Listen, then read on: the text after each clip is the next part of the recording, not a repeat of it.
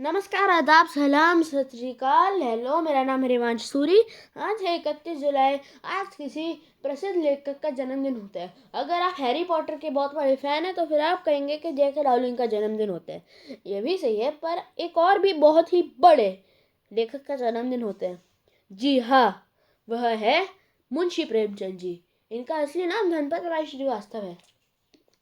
इन्होंने बहुत सारी कहानियाँ लिखी है, जैसे ईदगाह, कफन, कर्मभूमि, दो बैलों की कथा, वरदान, निर्मला और इस्तीफा, गिल्ली डंडा, ऐसी बहुत सारी कथाएं लिखी है। अब आज इनके जन्मदिन के अवसर पर मैं आपको इनकी कहानी सुनाना चाहता हूँ, तो फिर शुरू करते हैं। ये हिंदी और उर्दू में इन्होंने बहुत सारी कहानियाँ लिखी है, तो फिर शुरू करते हैं। एक गांव था। ईद आने वाली थी और सब लड़के खुश थे कि वो कुछ ना कुछ जाके खरीदेंगे, मस्ती करेंगे, खिलौने खरीदेंगे, मिठाइयाँ खरीदेंगे। वह ईद के लिए बहुत समय से पैसे जमा कर रहे थे। कोई अपने जेब में से अपना खजाना यानी कि अपना पैसा निकालता, वो पैसे गिनता और खुश होकर वापस अपने जेब में डाल देता।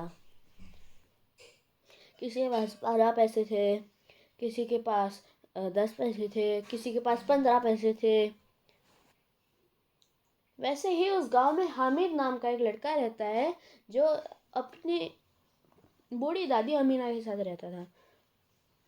उसके फादर उसके अब्बा जान यानी कि उसके फादर पिछले साल ही गुजर जाते हैं और उसकी अम्मी जान यानी उसकी मदर, उनकी तबीयत बहुत ज़्यादा ठीक नहीं रहती। इसी कारण उनकी भी मृत्यु हो जाती है।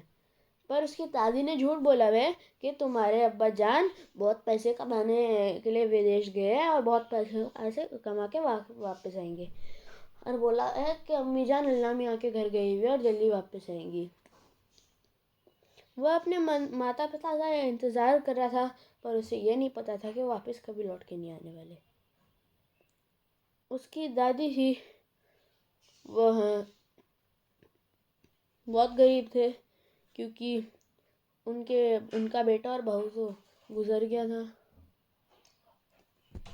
रोटी बनाने के लिए उनके पास एक चिमटा भी नहीं था, उंगलियां जल जाती थी उनकी। सोचते थे कि एक ना एक दिन तो हामिद को पता चलेगा, फिर उसका क्या हाल होएगा। फिर एक दिन सब गांव के लड़कों बहुत खुश थे क्योंकि ईद का दिन आ गया। उस दिन वह बहुत खुश थे। फिर हामिद भी खुश था। उसने अपनी दादी से 3 पैसे लिए जो उसकी दादी ने जमा किए हुए थे, और उसकी दादी ने उसे कहा कि कुछ अपने लिए अच्छा सा खरीद के आना, जैसे कि मिठाई, खिलौने वगैरह वगैरह। वह गया सबके साथ। सब बोलने लगा आपस में, मेरे पास 15 पैसे, मेरे पास 14 पैसे, मेरे पास 12 पैसे। हामिद के पास 3 पैसे थे, फिर भी वो बहुत खुश था। तब उसका मजाक उड़ा रहे थे, पर उसे फर्क नहीं पड़ा। धीरे धीरे हलवाइयों की दुकान शुरू हो गई, और जब खिलौने की दुकान की बारी आई तब सब खुश हो गए। जैसे कि किसी ने सिपाही लिया, किसी ने वहाँ से वकील का लिया, किसी ने वहाँ से किसान का लिया। सब बहुत खुश थे, पर हामिद का भी मन ललचाया, पर उसने फिर भी नहीं लिया। और मिठाइयाँ भी बहुत सारी ली। बहुत समय हो गया, उसके दोस्तों ने बहुत कुछ खरीद लिया था, पर फिर भी उसने नहीं खरीदा। सब उसका मजाक उड़ा रहे थे। उसके एक दोस्त मोहसिन ने उसे बुलाया, ए हामिद इधर आ, मैं तुझे जलेबी खिलाता हूँ, मतलब कि रेवड़ी खिलाता हूँ। फिर हामिद जा रहा था, उसने हाथ सामने फैलाया। जैसे हामिद उसके हाथ में से रेवड़ी उठाने वाला था, उसने हाथ पीछे करके फटाफट से खा लिया। फिर हामिद चला गया।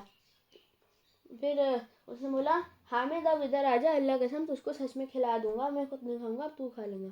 उसने बोला, नहीं मैंने नहीं खाना, तू रहने दे। पर अचानक से उसके मन में एक बात आई कि खिलौने वगैरह से मैं क्या करूँगा, मिठाई खाने से तो मेरी सेहत खराब होगी और खिलौने 2-1 दिन में गिर के टूट पड़ेंगे। उसने सोचा कि मैं अपनी दादी के लिए कुछ लेता हूँ। घूमते फिरते उसे मिला, एक चिमटे की दुकान मिला। उसने वहाँ पे पूछा कि चिमटे कितने का है। दुकानदार ने बोला कि ये 6 पैसे का है। हामिद घबरा गया, उसके पास खाली 3 पैसे थे। उसको चिमटा इसलिए खरीदना था क्योंकि उसकी दादी की रोटी क्योंकि उसके दादी रोटी के हाथ रोटी बनाते हुए जल जाते थे और हामिद चाहता था कि चिमटे से उन्हें आसानी हो और उनके उंगलियां ना जले। फिर उसने कहा कि 3 पैसों में चलेगा। फिर उसके पैरों में जूते नहीं थे, फटी पुरानी सी टोपी थी और उसके कपड़े भी थोड़े फटे हुए थे। फिर दुकानदार ने सोचा कि बहस करने की ज़रूरत नहीं है, ये इसे कोई गरीब लगता है, 3 पैसे में इसे चिमटा बेच देता। फिर चिमटा लगा, वो अपने वापस घर जा रहा था। फिर उसके दोस्तों ने पूछा कि कुछ लिया। उसने बोला हाँ, मैंने एक चिमटा लिया है। उसके दोस्त हंसने लग गए और उसने बोला क्या करेगा तो इस चिमटे से। उसने फिर बताया कि उसने क्यों लिया। फिर उसके दोस्तों ने कहा हाँ, तेरा दिमाग तो ठीक है, चिमटे से क्या करेगा। उसने बोला मेरा चिमटा आंधी तूफान बाढ़ में आग में कभी नहीं जल के टूटेगा। तुम्हारा तो मिट्टी, तुम्हारे खिलौने तो, तुम्हारा वकील, तुम्हारा ये किसान, तुम्हारा सिपाही, और उस पर पानी चले जाए तो फिर वो फिर से मिट्टी जैसे बन जाएंगे और अगर गिर जाए फिर टूट पड़ेंगे, आग में चले गए तो जल जाएंगे। फिर उसने कहा अच्छा तो मेरा जो वकील है, एक बच्चे ने कहा, तो मेरा जो वकील है ये बहुत सारे केस लड़ सकता है और तुम्हारे चिमटे को जेल भी करवा सकता है। उसने बोला मेरे चिमटे ने अगर तुम्हारी वकील को पेट पे मार दिया ना तो उसका खून निकल जाएगा और वो मर जाएगा और मैं तुम सबका नाक भी खींच सकता है। फिर एक ने कहा मेरा सिपाही है, वो भाला मार के इस चिमटे को तीर से मार देगा। उसने कहा भाला आएगा, चिमटे से भाले को पकड़ के चिमटे को उसकी तरफ फेंक दूंगा, सिपाही मर जाएगा। फिर किसान वाले ने कहा कि मेरे किसान के पास बहुत ताकतवर हल है। उसने बोला हाँ, इतना छोटा सा फालतू सा मिट्टी का खिलौने के पास क्या हल है, चिमटा हल्का सा छूऊंगा टूट जाएगा। फिर उसको दोस्त ने कहा कोई खिलौना थोड़ी ना है, तुम्हें इससे मजा क्या आ रहा था। उसने कहा खिलौना क्यों नहीं है, कंधे पे रखी तो बंदूक हो गया, हाथ में ले ले तो फकीर का चिमटा हो गया। फिर ऐसे आर्गुमेंट करते करते जब फाइनली हामिद जीता तब बच्चों ने उसके लिए कुछ खरीद के उसे दे दिया क्योंकि फाइनल वो जीत चुका था।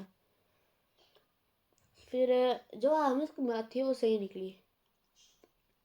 उसी ने अपने घर के पास था और फिर उसके बहन आई, वो खुश हुई और उसने उसके हाथ से किसान छील के उछल गई और उसके हाथ से किसान छूट गया और वो गिर के टूट गया।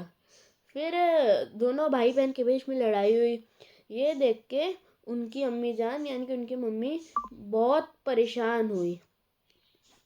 फिर उन्होंने दोनों को डांटा पड़ा। दूसरे बच्चे जिसका सिपाही था उसने बकरे के बच्चे पे से सिपाही को बिठाया और चलाना शुरू हो गए। बकरे का बच्चे से सिपाही गिरा और एक टांग टूटी।